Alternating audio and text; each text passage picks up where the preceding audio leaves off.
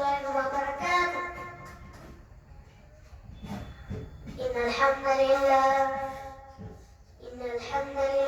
نحمده ونستعينه ونستغفره ونؤمن به ونتوكل عليه ونعوذ بالله من شرور أنفسنا ومن سيئات أعمالنا. من يهده الله فلا مضل له ومن يضلل فلا هادي له فلن تجد له وليا مرشدا. ونشهد أن لا إله إلا الله وحده لا شريك له والذين ضد له ولا ند له لا مثل له ولا مثيل له لا وزر له ولا تكفيل له لا شبه له ولا شبيه له لا ولد له ولا والد له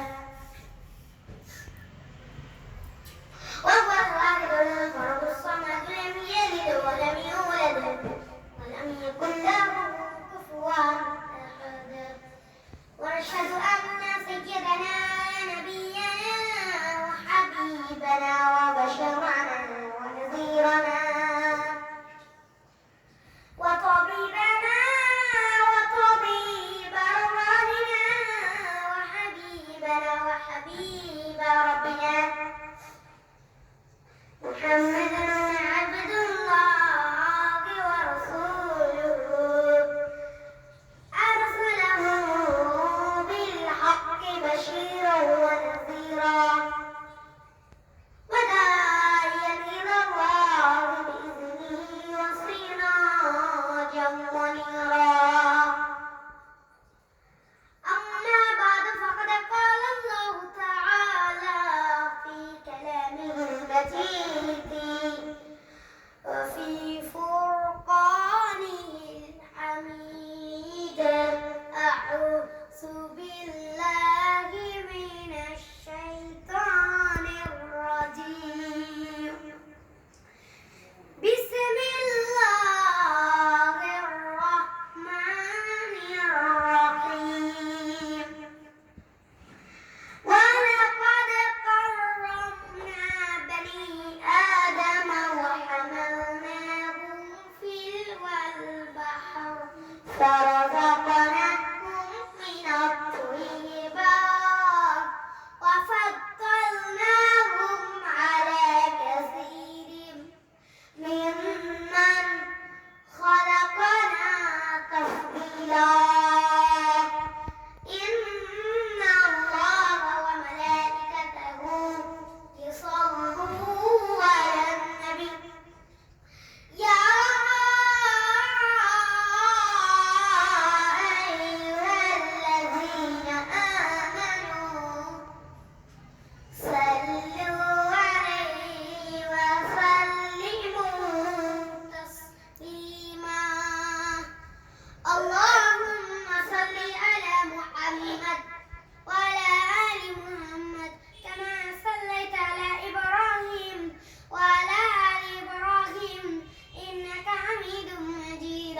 اللهم بارك على محمد وعلى آل محمد كما باركت على إبراهيم وعلى آل إبراهيم إنك حميد مجيد. সারা সুবহানাল্লাহ বললেন আল্লাহ বিশ্বের সব প্রাণী সবাইকে আমি একবেলা লাঞ্চ খাওয়াবো, দুপুরের খাবার। আল্লাহ বললেন না, সুলাইমান এটা তোমার কাজ না, এটা আমার কাজ, তুমি পারবা না। সাইয়েদনা সুলাইমান বলে আমার মনে বড় শখ, আমি যদি একবেলা কাউরে মেহমানদারি করে দেবো তো আর কলিজাটা ঠান্ডা হয়ে যেত। উনি বলে ওকে ট্রাই করে দেখে পারো কিনা। সাইয়েদনা সুলাইমান আলাইহিস সালাম আর অনুসার ছিল জিনেরা। জিনের বাচ্চার বলো জিনের বাচ্চা যাও সাগরের পাড়ে 40 কিলোমিটার জায়গা নিয়ে খাবার আয়োজন করো। তো জিনের বাচ্চা বিশাল বিশাল বড় বড় ট্যাঙ্ক বাতি নিয়ে সমস্ত জিনদেরকে নিয়ে রান্না বান্না কাজ শুরু করলো। তো 40 কিলোমিটার জায়গা নিয়ে খাবার তৈরি করা হচ্ছে। সব যখন রান্না শেষ চলে এলো সেই মান দক্ষ নিন্দা মিন্দা শাখা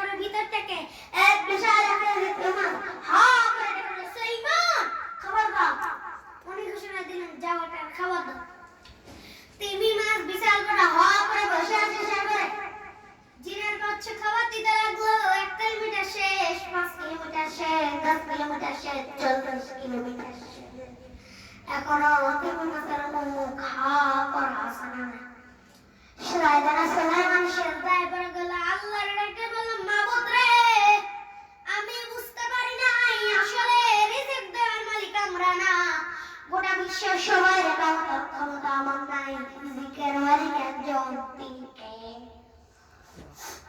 সাইয়েদনা সুলাইমান আলাইহিস সালামের সময় ওনার এক ওয়াজির ওই মন্ত্রীকে দিয়ে উনি বৈঠক করতেন। ওনার সময় উনি মালাকুল মউতের সাথে বৈঠক করতেন।